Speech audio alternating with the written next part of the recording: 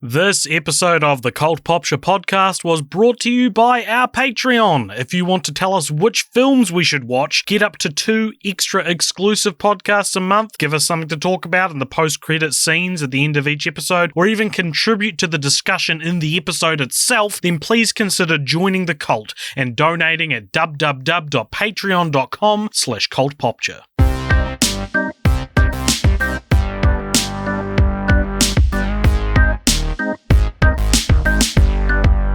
Welcome along to the Cult Popture podcast. You're once again just here with AJ. Richard is still in China, and so we're going to continue to release another one of our Patreon sample packs. This is volume 6, and this is, of course, something we do when we're having a break for the year.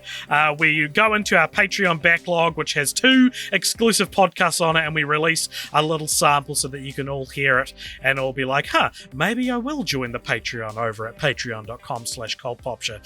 So the first thing we're going to play you today is an episode of Film Franchise Follow-Ups, which is our podcast on our $5 cult member tier, where we revisit a franchise we've done on the main show, and we either watch like a spin-off supplementary material, or we watch a new movie that's come out. And in this case, we're hearkening all the way back to our X-Men episode, and we're giving you our episode on the New Mutants movie that came out a couple of years back, the much delayed New Mutants movie. And we wanted to release this episode because it's a little bit sexy, and you'll see why. It's because we have to whisper very quietly when recording it, and it always felt like sort of a classic, a cult classic, if you will. And then we're going to play you an episode of our $10 tier cult leader podcast, which is called generic_movie_podcast.exe, where patrons vote and suggest and vote on a sequelless movie for us to do a review on, and this is our episode on M Night Shyamalan's The Happening, a very fun episode, so stay tuned for that. But first, let's get into Film Franchise Follow-Ups with the New Mutants.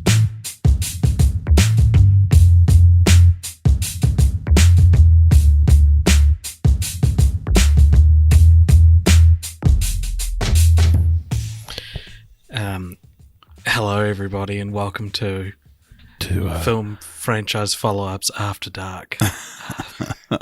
It is currently 20 to midnight, and I've not tested the waters of how loud I can be in my room this late. It's going to be a very, very sensual podcast brought to you by 2 very sensual boys.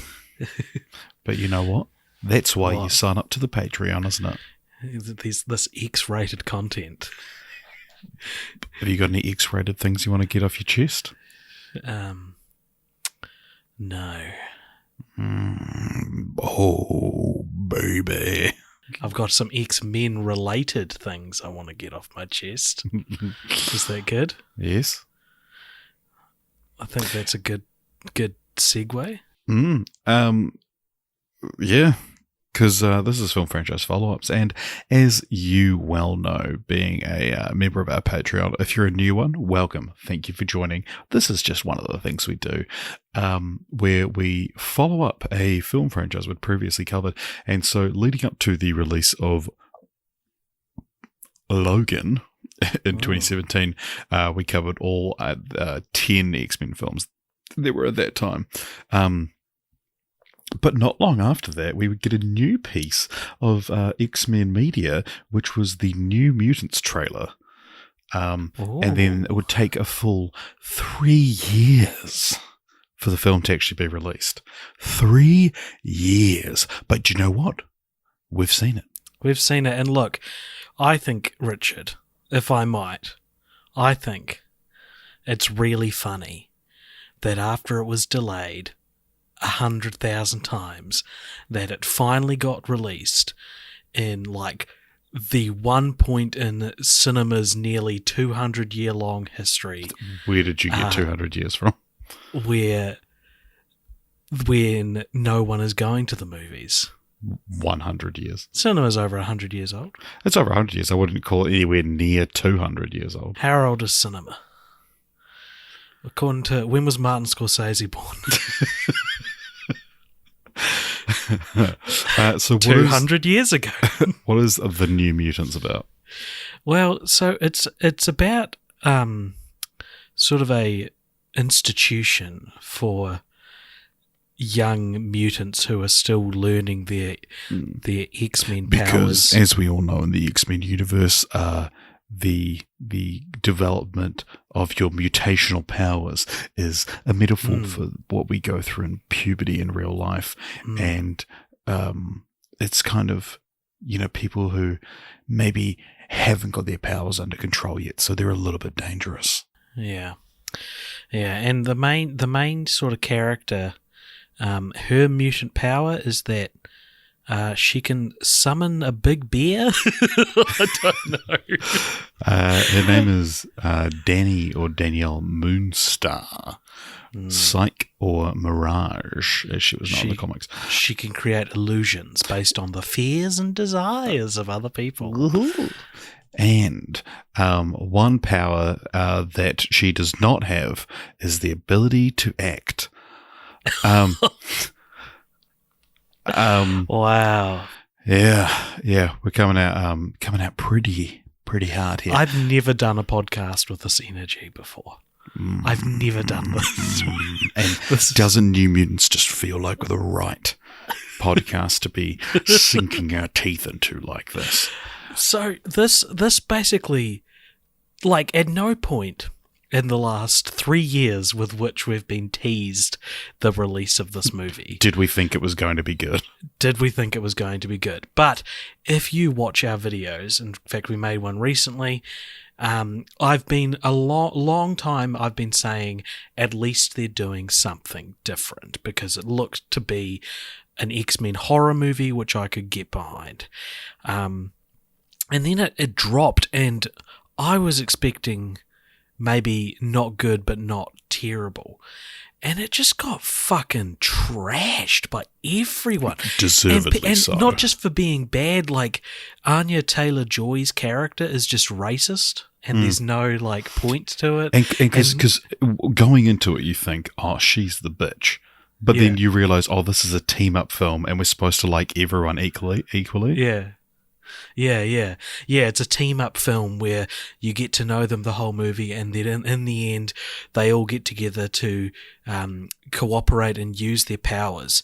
And their powers are: one guy can do fire, one guy's real fast, and the others I'm very unclear on, because it's as someone who does not follow these X-Men characters, I thought this movie, out of all the X-Men movies, did one of the worst jobs of holding casuals fans through it. It did not do a good enough job of saying, this is this superhero and this is the power that they have. Like, reading that Moonstar, that Mirage, her power is that she can create illusions based on the fears and desires of other people. That would have been very helpful information if that line was just succinctly stated at some point in the movie. But it is also like the twist of the film, so I understand their desire to keep that to be a little bit of a reveal. Yeah. But even as the twist, they could say that, but it's exactly. not. But we've also got Maisie Williams, who can turn into a wolf. Okay, I can grasp that one. And she's also Scottish. And do you know what? For someone who inspired a podcast called Are the Game of Thrones Actors Even Any Good? She was the highlight of the film. Oh, Maisie Williams, in that episode that we did. Yeah, true. She came out the best. But she's got, while I think maybe she's not the strongest actor in the world, she's certainly got a screen presence. And I was able to sort of, it was something to desperately latch on to suck some enjoyment out of the film. But my God. They should have called this movie, you ready? What? They should have called this movie New Accents, because everyone's trying one for the first time.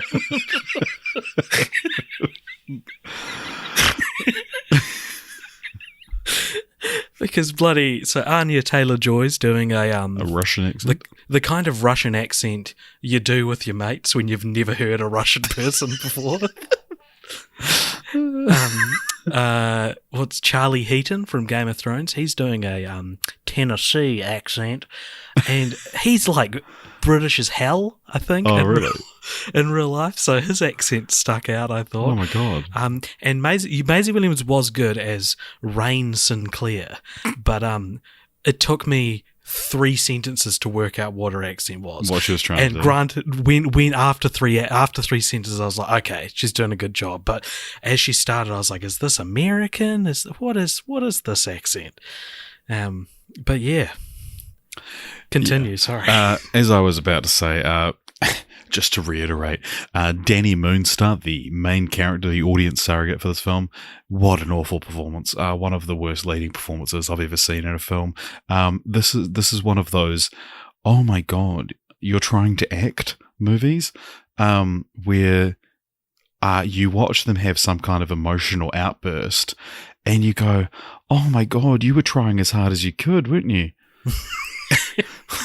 She had a line in this film that I thought was one of the funniest bad lines I've heard. You saw this like a couple of nights ago. I saw it like 2 weeks ago, and I remember there being lines like this. And I'm so glad I have you to remind me of them. Here's the setup. Her character is, her backstory is that her father was killed off screen by what we come to learn is the giant bear that she can summon. The demon bear that she can summon, which... Side note, everyone is always like, oh, the X-Men movies are too afraid to go comic booky. They never gave Wolverine his yellow spandex. Like, why are they need to have the confidence to just go comic booky. And you say that, and then you watch a relatively grounded movie that ends in a giant Crash Bandicoot boss. And and also, Anya Taylor-Joy has like this pterodactyl puppet the whole movie. Yeah. And then at the end... it's like a living dragon thing. And what the hell is her power? What is she her can power? travel to like a soul dimension or something.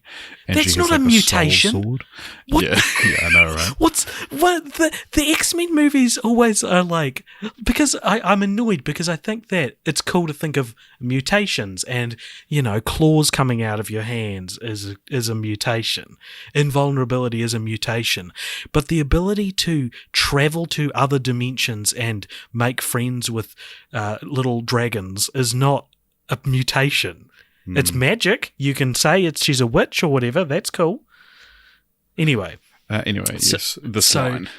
So yeah, the bear is ravaging, and Danny Moonstar does what all great protagonists should do at the climax of their film that's centered around them, and she falls unconscious while her friends drag her around as this demon bear is literally killing them all.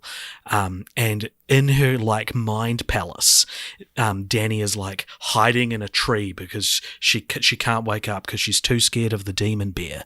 And then her dad arrives and he's like, Danny, I'm here. And she's like, Dad. And she's like, I'm so scared. And he's like, I know, but you have to wake up, sweetie. And she goes, no, the bear is too big. Not like if I'm writing that line, I'm writing, no, it's too powerful, or no, I can't defeat it. But it's the most practical. Imagine that written down. You have to wake up. Bear's too big. I just burst out loud. I thought that was so funny. That wasn't the line I thought of, that stuck out to me, but it was in the final battle, I remember. Mm-hmm. Maybe in the when it's available on demand in some way, I can go back and check that out. But you've kind of hit on one of the problems I had with the film, which was it was very, very poorly written, very poorly directed, and very poorly acted, which I guess also falls under the direction in some way. This is all Josh Boone's fault. Josh Boone is an American filmmaker best known for directing the romantic drama The Fault in Our Stars, based on the novel of the same name. And you know what? Why the fuck would you hire him to make your superhero horror film, The New Mutants? Get one of these Blumhouse guys who are up and comers, or girls, or get Nia DaCosta to do it. You know, like there is no shortage of horror directors who have worked with small to mid budgets and made these really tense horror movies who were then given blockbusters. Why do you, the one time you want to make a horror blockbuster, you flip that on its head and you take the cancer drama director Josh Boone, and like the thing is with this film, it's not rotten to the core. This is like the treatment for this film, the like scene by scene breakdown of this film is great. There's nothing wrong with the structure, but then once those scene descriptions are extrapolated into dialogue, you have your first problem. A good director, like we saw with something like Jurassic World: Fallen Kingdom, you give that poor script to a good director and they can still make a tense kind of better looking than it deserves to be film. And any time that the script just says like this action plays out like this, you get a good sequence because you don't have the shitty dialogue, but you have a director who is able to interpret that. But like any time there's an attempt to build tension, it just does not work. The trailer is scarier than anything in the film. To give you a specific example of something from the trailer that was quite a bit of a jump scare, that did not play out like that in the film. You may remember from the trailer, not necessarily you, AJ, but the listeners at home. Might remember there's a bit where Tennessee man goes and puts his hand up to a washer dryer, and then the thing, a hand slams on the other side and the whole thing fills with flames and there's like a scream.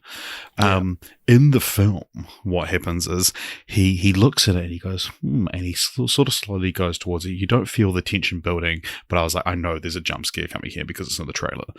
And then he puts his hand on the thing, and then there's one frame of like fire inside the washer dryer, and then it cuts to a different scene, and then it comes back to him getting scared of the fire, and it's like it's not a it's not a jump scare, it's a flash frame.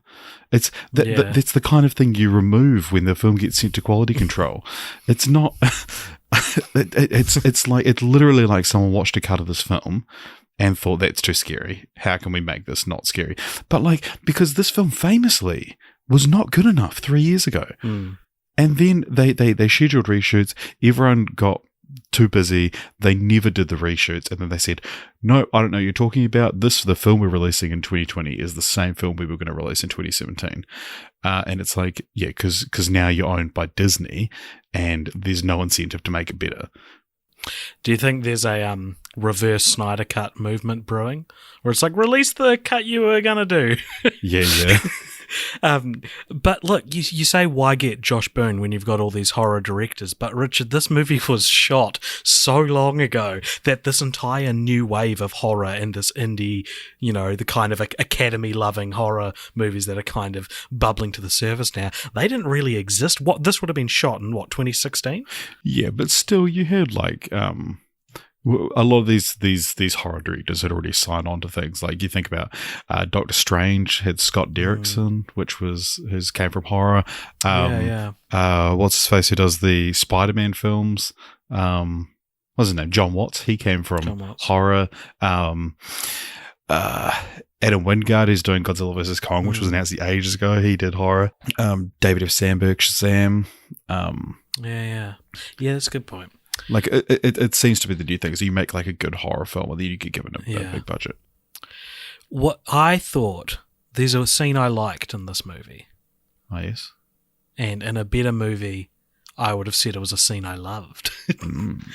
So, to its credit, and interesting, I didn't actually know this before seeing it, which was maybe kind of a hopeful sign of the times. But there is actually a lesbian love story between Danny and Rain, so Maisie Williams' just character. The kind of thing we talk about here at Film Franchise Fortnights After Dark. Yeah. Film Franchise Follow-Ups After Dark. Fuck actually. Yeah. And I say it's maybe a good sign of the times because like it wasn't like politicized before the film. It wasn't politicized, and in 2017 it certainly would have been politicized. Yeah, that's why it was delayed for till a more accepting time. And they're like, "Fuck, we forgot to make the film good." You kind of see it developing, and I think maybe because Maisie Williams is quite a good actress. She's charismatic, and it gives her. It's at least we've got like one half of chemistry because I mean, poor Maisie Williams is having to act against a brick wall. So I was watching it develop, and it's unconfirmed until it isn't. Do you know what I mean? Like, you don't find out they're gay till they kiss, and so leading up to that, I was like, I like for all this movie's faults, I really hope it leans into this because you've got Dumbledore syndrome, right? That rife in blockbusters these days, where you say, "Oh yeah, they're gay if you want to read it that way, but if you don't want to, that's okay too. You can read it however you want." But yeah, so the asylum that they're stuck in is like protected by this massive force field that's put there by I can find out her name. It should be right in front of me. Yes, I believe you're talking about Cecilia Reyes. Reyes, yep. The only doctor at this facility. That's a violation of medical code of conduct, surely. And so when you like touch this force field, it's sort of like a red bubble. Like, you don't see it till you touch it. And Rain and Danny sneak out of the asylum one night, and they're lying on the ground looking up at the sky, and it starts to rain, and the rain hits the force field, and it goes bloom, bloom, bloom, bloom, and all these like very beautiful kind of like orangey, it's like they're watching a reverse puddle, as the rain hits the the orange force field, and that's when they kiss, and that was the most moved I was by this movie, because it was like, they saw something unique and beautiful together, which is always that's a very filmic experience, and so I enjoyed that. But I've had an experience similar to that, Richard, if I may share in this After Dark episode. Oh baby, you can. And while I am a heterosexual person, this was a very romantic experience I shared with two other heterosexual men, where one day in 2014, me and my buddies, we drove out to the Marlborough Sounds for a weekend, which is what's Marlborough Sounds? It's a lake. It's a big lake. It's a big romantic getaway. Yeah. And we stayed at this cabin, and we heard that there was bioluminescent plankton in the waters where we were staying. Very romantic. And so we went down there, and we convinced each other to skinny dip. And so I waded through beautifully calm water in this massive lake. It's less of it flows out into the ocean, so it's whatever kind of body of water that is, and every movement you make, it's followed by a trail of light. These glows of the bioluminescent plankton, and I'm standing there. It's midnight. I'm buck naked, with two of my other straight friends having the most romantic experience of my life with this bioluminescent plankton. And that's my story. That's my crazy. X-Men New Mutants story. And I'm sure like since then you've had much more romantic experiences. No, I haven't. I don't think I ever will. Thank you for sharing that. No problem. Now, this film did not have a post-credit scene, which we've come to expect in these Marvel movies, but it was originally going to have a post-credit scene featuring the surprise reveal of John Hamm as Mr. Sinister, and then Fox decided against it because of following the failure of X-Men Apocalypse, and then so in reshoots they were going to do a different post-credit scene, instead introducing Antonio Banderas as Emmanuel da Costa, and then Simon Kinberg, who's the man behind the X-Men downfall. The fall of the X-Men. He denied that. I'm sure that's a comic name somewhere. But he denied they ever cast anyone as Mr. Sinister. And he revealed that he was supposed to be featured in the Gambit film, which has now been cancelled. That's going to interesting. be real annoying to listen to this episode. Sacha Baron Cohen was going to play Warlock, whatever that means. Look, this was planned as a trilogy. There is so much you could talk about with New Mutants, and I feel as if we've touched on almost none of the types of talking points we'd usually touch on. All right, well, do you want to just touch on a bunch of those talking points now? Well, what do you think this would have been like for the future of X-Men if this wasn't the slow death of the franchise as it is absorbed into Disney? Like, what would you have wanted to see all these other X-Men, experimental X-Men films on the horizon? I don't know that there's a world in which this would excite me.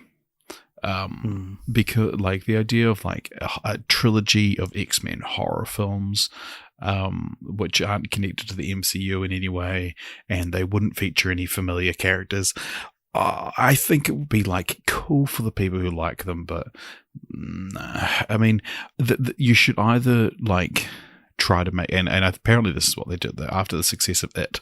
They were like, fuck, we should market this as a horror movie. When it was only ever supposed to have, like, you know, horror-y kind of undertones. But then It came out and was super popular. And so they cut the trailer to just feature all of the horror, like, bits from the film, and added some in that weren't even in the film. And then all the delays, and I think they were going to add more horror in the reshoots, but it's, I don't think that, I think it's just maybe that I can't even imagine them being good, because you either need to get, like, a talented director or just go full, like, Nightmare and Friday the 13th sequels on it. Like, because this is obviously a riff on Dream Warriors and Nightmare on Elm Street 3. It's essentially the same movie, but with superpowers, even though Dream Warriors does have superpowers, essentially. I don't know. I will tell you one thing I did like about the film. And this is probably a pretty stupid thing to mention because it's obviously just in the comics, but I like the idea that the title, The New Mutants, that these people are actually referred to as New Mutants in the film. That it's not just like, it's not just the name of the team, like, we're the New Mutants, like, that, you know, it's just what they call themselves. It's like, no, like, when you have just had your mutation, you're referred to as a New Mutant. Like in Twilight. You're a new vampire. Other things worth mentioning, a lot of people have shat on this film for just reusing some footage from Logan, because you see kids in other hospitals, and it's just the stuff that was shown to Logan in that film, where X-23 was. But you know what? I didn't actually have a problem with that. I thought that was like a kind of a nice tie-in. I didn't recognize it as being the exact same shots. I thought it was like they would have used alternate takes from, or just different footage. But the other thing that that was quite funny is that they so this film sat on a shelf for 3 years, and in that time, no one thought to spell check New Mutants creator Bob McLeod's name, because the film came out and he tweeted about it, being like, "You spelled my fucking name wrong." How tired must Bob McLeod be, right? Like, after all of this, I think that the Logan stuff, like, that's how bad you know this movie is that a movie is being chastised for having the gall to feature tie-ins to other movies in the same series that it's in. Yeah, the Oscar-nominated Logan, like. Yeah, but it's still like, you know, if a new MCU movie stand where he stood. If a new MCU movie featured scenes from the Oscar-nominated Black Panther, it's like, well, that's in the MCU. Yeah, but I guess that there's also a bit of a double standard there. Because here people see it as lazy, whereas in the MCU it's world building. It is. It's not lazy in this. It is world building in this, I think. Yeah, it's like because you would imagine that you could imagine that the footage was made public because I guess this takes place before Logan technically. So, and also it doesn't have to be made public because she's having visions. She's not when she sees the clips. That's what's wrong with it, is that the camcorder filmed footage is supposed to be like an inside her head premonition of what's happened. I agree.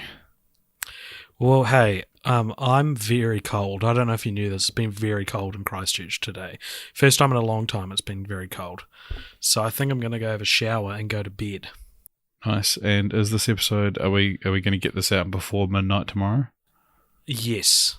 Oh, so this will be one of our very first, one of very few months where we release both of our podcasts on time. And because we didn't want to obstruct October's exclusively Halloween themed content with a Patreon podcast that's not Halloween themed. Oh wait, this is the only X-Men horror movie. It would have been fine to release in October. Okay, maybe should we record another one tomorrow? Or record something in the morning, and we'll get that out before the end of the day, and we can save this for October. Yeah, I've just discovered that there's a Deadpool short film. Isn't it just a trailer? Is that just No Good? Is it called No Good Deed? It is. Yeah, that's that trailer where he's getting changed when Stan Lee dies or something. What? No, that was real life. No, it was the first teaser for Deadpool 2. Okay. I believe we've already spoken about it. Yeah. Yeah. Okay, man. Well, hey, it was good to see you. Okay, man, whatever. Thank you so much for joining us here on Film Franchise Follow-Ups After Dark. I hope you made it to the end of this, because this is a weird energy. The scary door.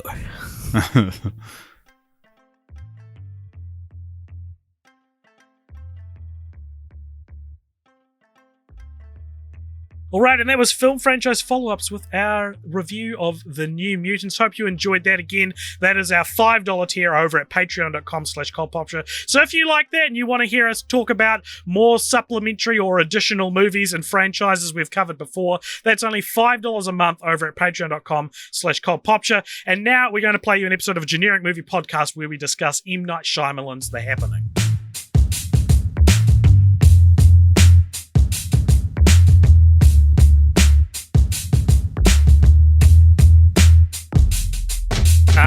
Okay, that just happened.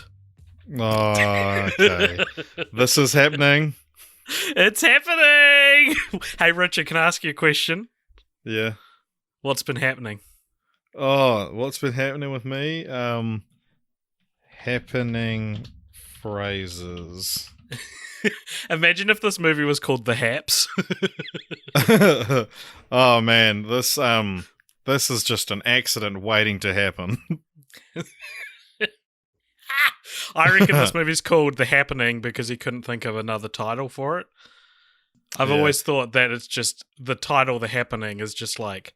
That could be any movie. It could be any movie. If something happens is arguably the only thing that has to happen in a story. Yeah. And even then, some people, I guess, get away with it without it. Anyway, welcome to Generic Movie Podcast. On the Cult Popture Patreon, I'm AJ, joined by Richard, and we're going to talk for a little bit. What's this happening? Evening. Fuck, I fucked it up. Fuck.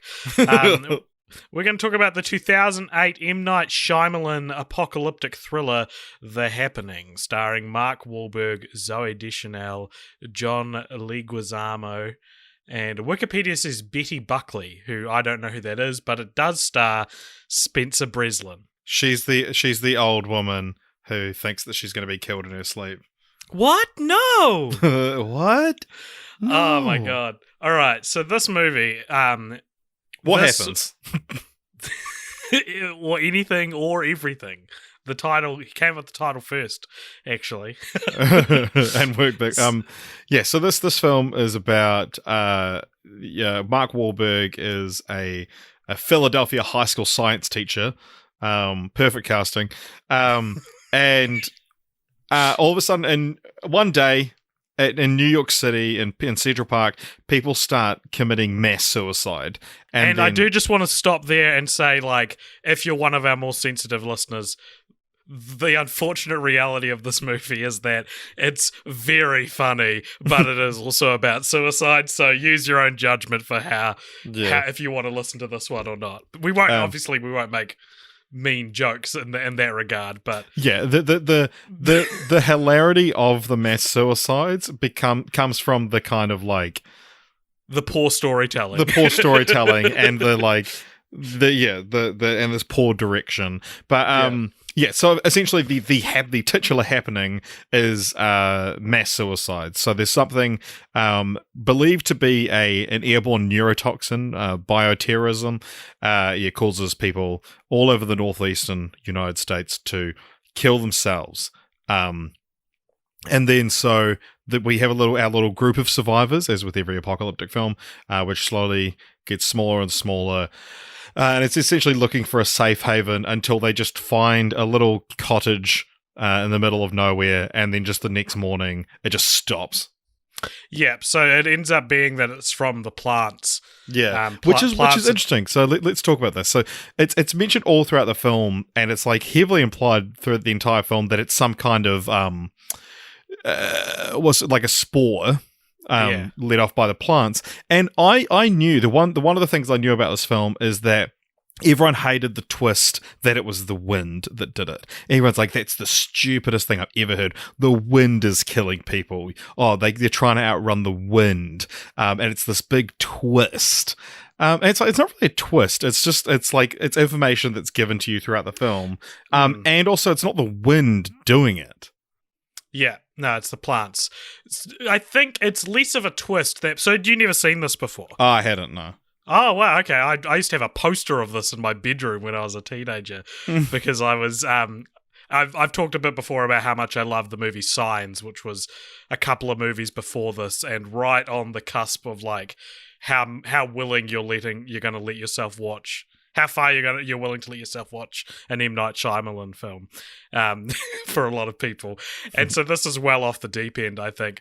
I don't think it's that. It's the twist. I think that originally the idea that it could be the plants is presented to you earlier in the film as like a wacky joke from a lunatic character. Right. And so I think the problem is the movie itself goes, wouldn't that be stupid? And then it is that. Right. Okay. Yeah. Which I think is part of, and it is stupid. It is stupid. It's dumb, and it's there's like a scene where he talks to a tree and it ends up being plastic, and like I'm sure it's supposed to be comedic, but because Mark Wahlberg and M Night Shyamalan is like a toxic cocktail of what's the opposite of self-awareness, like, yeah, right? Like putting those two together, you're not going to be able to differentiate between the scenes that aren't supposed to be funny and the scenes that are supposed to be funny. The thing is, so this movie, famously a very bad film. Famously, right? Like a defining... I feel like it's a defining bad film. Yeah, you know what I mean? Like, same way that Suicide Squad is kind of like the defining bad movie of the 2010s. I feel like this is the defining bad movie of the 2000s. No, I would say The Room is. Okay, but The Room is like in another...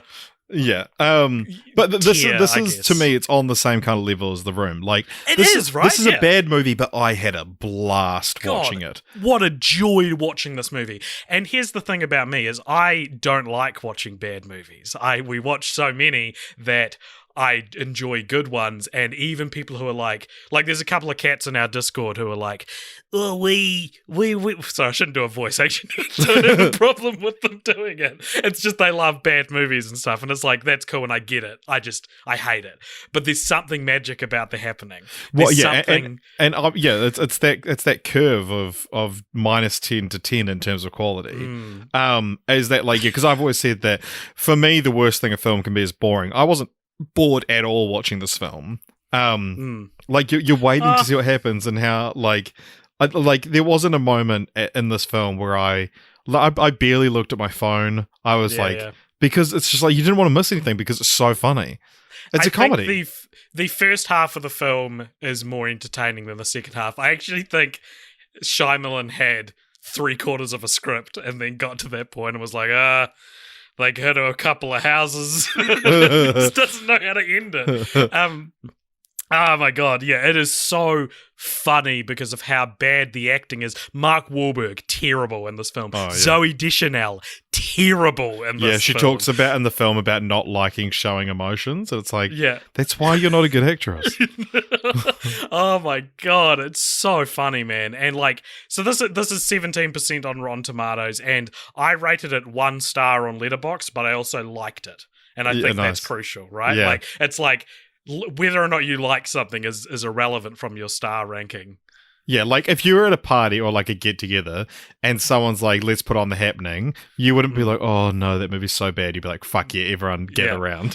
Yeah, so here's some funny things that I think are in this movie.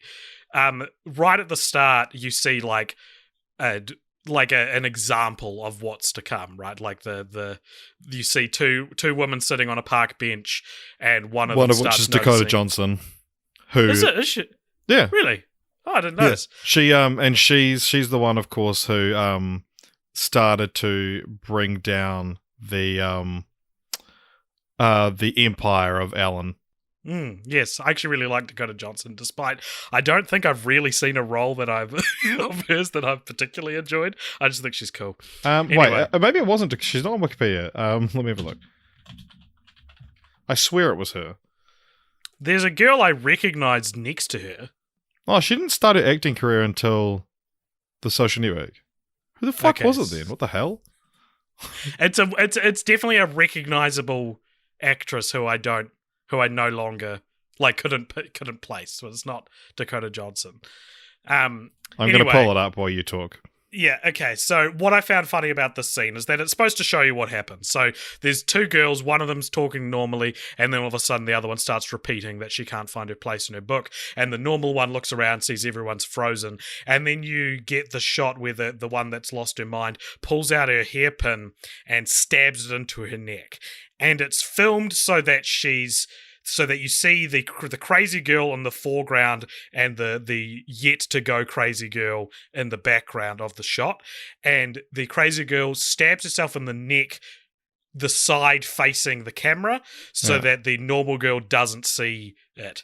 And so, of course, she doesn't react because she doesn't see it. And it's not that she should have reacted, it's that's bad blocking, because you get this horrific scene of someone stabbing themselves in the neck and the audience surrogate just sort of staring blankly, not realizing it's happened. And I was like, obviously she should stab the other side of her head so that the girl sees it and reacts to it. And it all goes down from there as just like a series of like really weird acting decisions. It's the main girl from Cabin in the Woods. Who I'm now also realizing isn't Dakota Johnson. Yeah.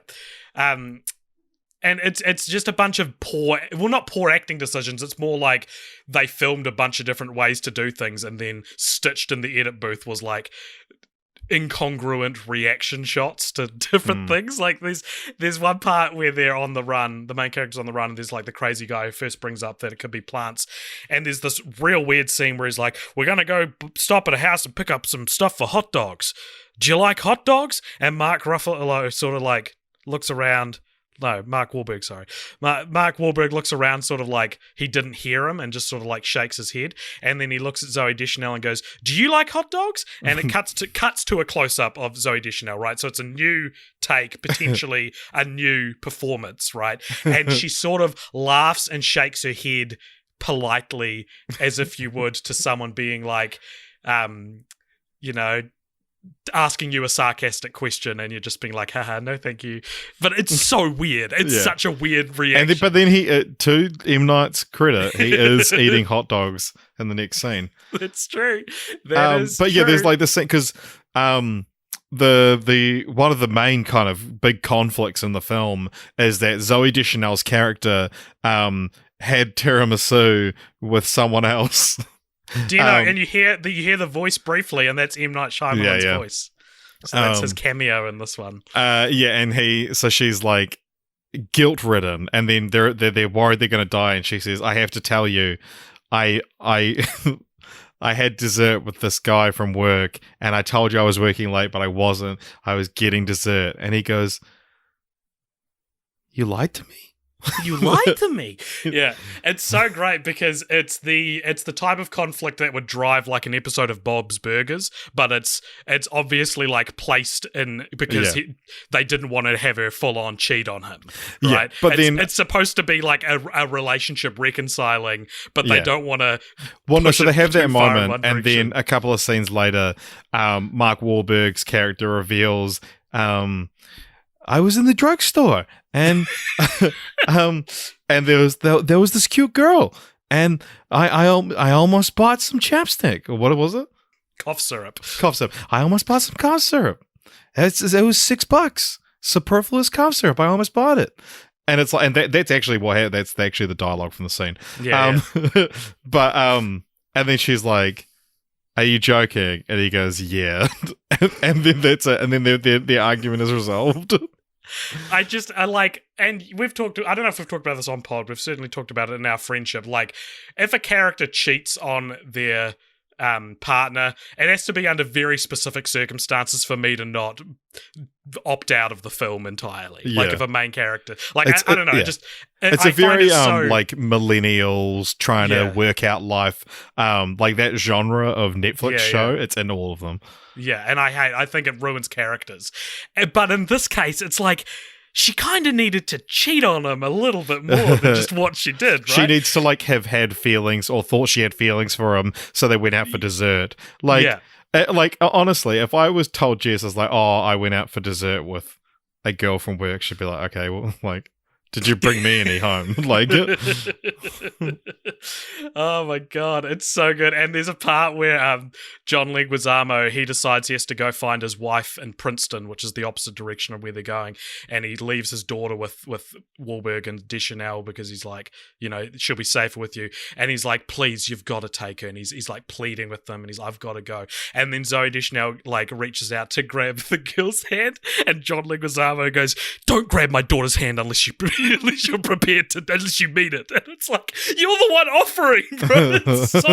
It's so funny, man. There's something so magical about this film, and I think it's because it feels like, I think it's because the filmmaking technically is as good as any Hollywood blockbuster. Well, right? There is a lot of weird shots in it, like the new shot you mentioned of Zoe Deschanel. There's a lot of that in the film. Like, it cuts these weird close-ups.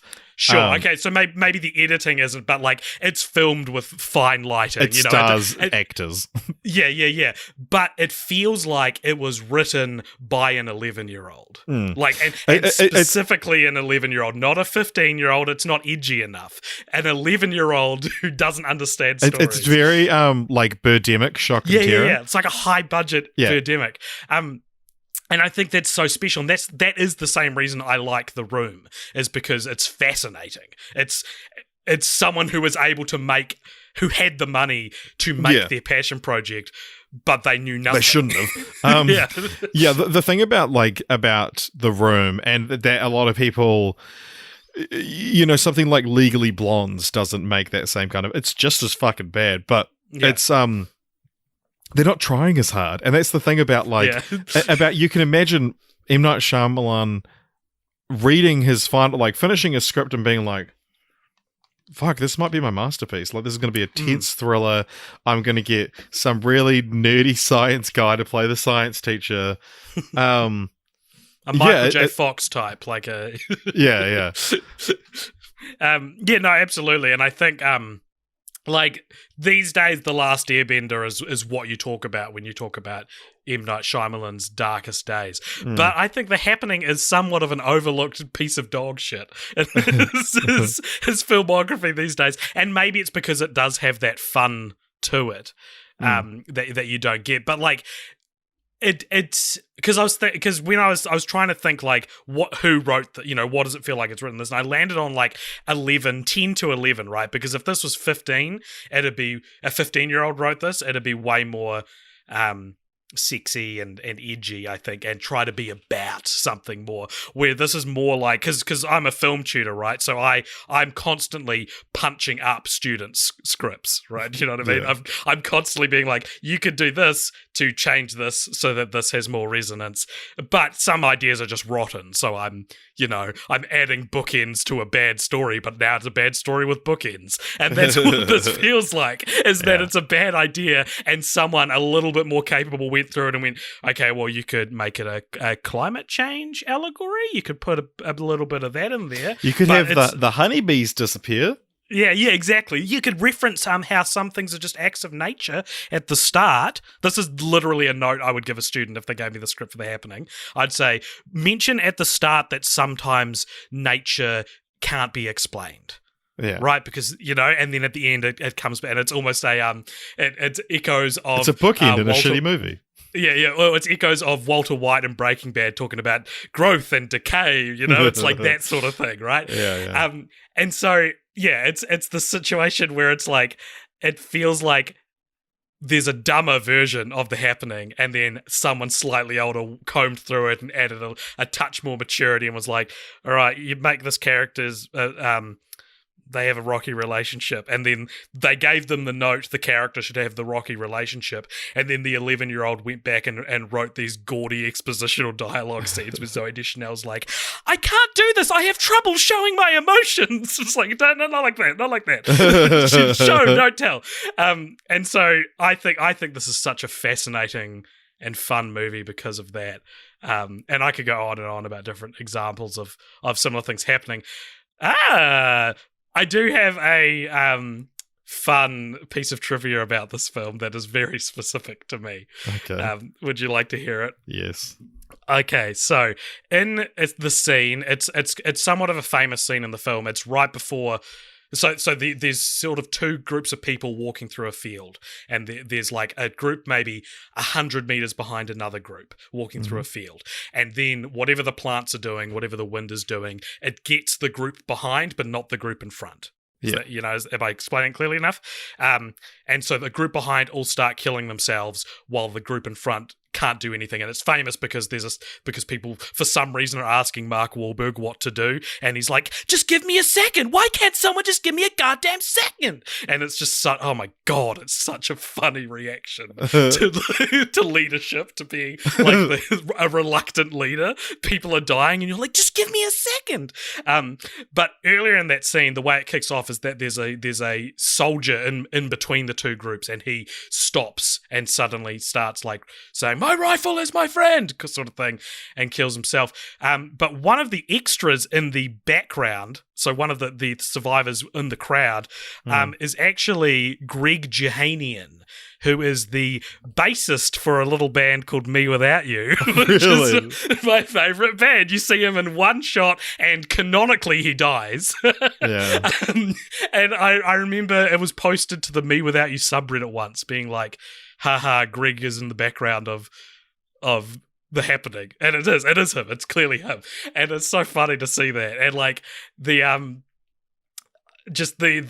scene, I remember that scene from when I first watched it as well, because one of the things that spins off on that is they work out that you have to be in small groups to not get affected. Yeah. Which is then subsequently ditched later on in the film when you're supposed to think the three of them are going to die from being alone together. But I think that's the only good thing about the concept, in my opinion. And the idea that there's no Google results that include both Greg Jehanian Jr. Yeah, there won't The be. Happening. There won't be. It's not a big enough band. He's not a famous enough person. You could add him on Facebook. That's how not famous he is. But I think a post-apocalypse story where the clincher is you can't be in groups bigger than 3 or 4 has dramatic tension to it. You'd break up families. You'd have to keep away from other groups of 3 or 4. And like I'd watch a TV show like that. I think that's a cool The Walking idea. Dead. Yeah, The Walking Dead, but you can't have groups larger than 4. Well, that's essentially when God, who was it? Greg Nicotero took over as showrunner. Right. No, not Greg Nicotero. He's too good. That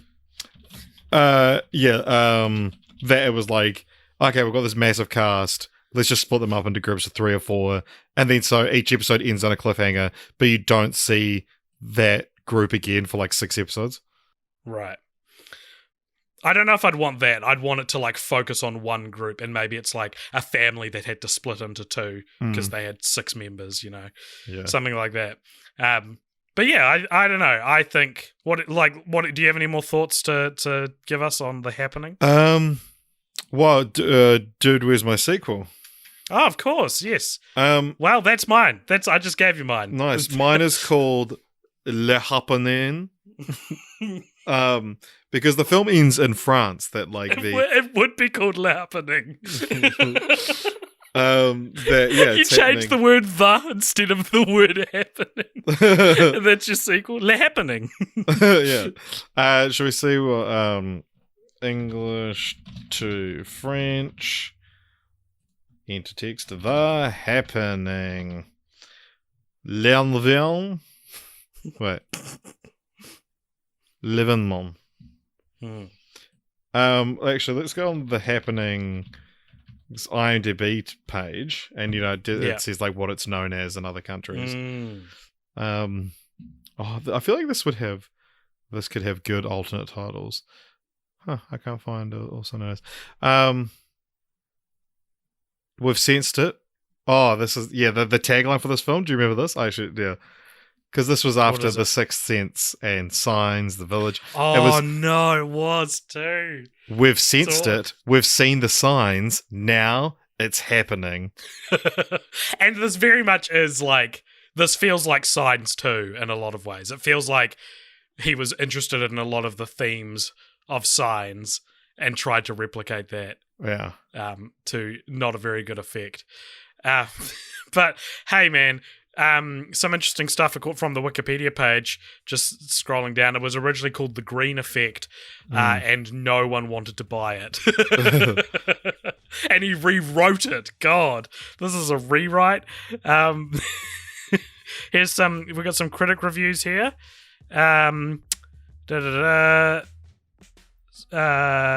Glenn Whipp said, tamping down the self-seriousness in favour of some horrific silliness, M Night Shyamalan's The Happening plays a genuinely enjoyable B-movie for anyone who inclined or able to see it that way. That's such a good way to put it, because I don't think it is intentional, but if I was M Night Shyamalan, I'd be like, yeah, it was intentional. I cast Mark Wahlberg. It's an intentional B-movie. Kirk Honeycutt of The Hollywood Reporter, the film lacked cinematic intrigue and nail-biting tension, and the central menace does not pan out as any kind of Friday night entertainment. These are fun. These are very fun. Stephen King commented on it. Of Fox's 2 summer creep shows, the other being The X-Files, I want to believe, I give the edge to The Happening, partly because M. Night Shyamalan really understands fear, partly because this time he's completely let himself go, hence the R rating, and partly because after Lady in the Water, he has something to prove. Lady in the Water is one that doesn't get talked about too much anymore. Yeah. Well, because Lady in the Water was kind of like, I think, flew under the radar a little bit, and just was like, oh yeah, that's maybe a flop. This was very clearly like, yo, this is real bad. He's not good anymore. Yeah. Oh, Mark Wahlberg's commented on it. Yeah. Offered his own opinion of The Happening, saying that Amy Adams, who was in consideration for the role of Alma Moore, had dodged the bullet by not starring in the film, and he said, "It's a really bad movie. Fuck it. It is what it is. You can't blame me for not wanting to try to play a science teacher. At least I wasn't playing a cop or a crook." About Wahlberg's reaction, Shyamalan said he's fine about his opinions, since that would be the only case of that happening. No, but really no. It's totally his call, however he wants to interpret it. It's like a drama between Shyamalan and Wahlberg. This is great. But I think that's all we have to say about the film, yeah? Other than just continue to read its Wikipedia page. I do want to say thank you to Dimitri, who suggested this. Mm-hmm. We don't often mention who suggested the film, but there you go, Dimitri. A little shout out for you. It highlights that the same people keep winning, so we generally shy away from it. Yeah, cool. So thank you for listening, everybody. I hope you enjoyed our thoughts on The Happening. I enjoyed The Happening. All right. See you next time. Bye. Bye. That just happened. All right, that was Generic Movie Podcast with our thoughts on The Happening. That is over on Patreon. If you donate only $10 a month, you get access to that podcast where you actually get to suggest and vote on which movie we cover as well. So it's a lot of fun, very similar to how we do our $1 tier, which is where if you donate $1 a month, then you get to suggest and vote on which franchises we cover on the main show. And there is also, of course, a $15 tier called Cult Elders, where if you join, you get access to a secret Discord server where you get to be part of the conversation we have in the episode. And speaking of Discord, that's one of the places you can support us for free if you don't want to or can't give us any money, which is perfectly fine. There is still a way to support us over on the Discord. You can join the Discord and be amongst the community. Let us know what you think of each episode, or you can follow us on Twitter or Instagram, or you can email us at cultpopturemedia@gmail.com, cultpopturemedia@gmail.com, and tell us your thoughts. Hope you enjoyed this Patreon Sample Pack Volume 6. We should be back to our regularly scheduled programming next week, but hope you guys enjoyed this, and please, again, if you would like to hear more, if you'd like to support, head on over to patreon.com/cultpopture.